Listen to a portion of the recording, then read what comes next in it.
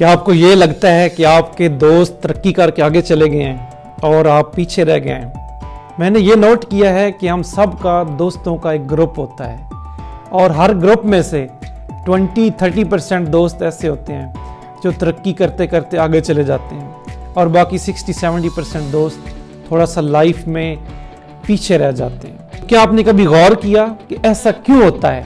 मैंने अपने दोस्तों के ग्रुप पे स्टडी की, एनालिसिस किए, तो मैंने ये नतीजा निकाला कि वो दोस्त जो लाइफ में रिस्क लेते हैं, जो इनिशिएटिव लेते हैं, जो एक जॉब में रुकते नहीं हैं, कुछ नया करने की कोशिश करते रहते हैं, वो लाइफ में तरक्की कर जाते हैं, वो लाइफ में आगे चले जाते हैं। इसके बरक्स दोस्तों का वो ग्रुप जो थोड़ा सा डिसीजन नहीं लेता, एक जॉब पे रुका रहता है, नया इनिशिएटिव नहीं लेता, रिस्क नहीं लेता, वो लाइफ में थोड़े से पीछे रह जाते हैं।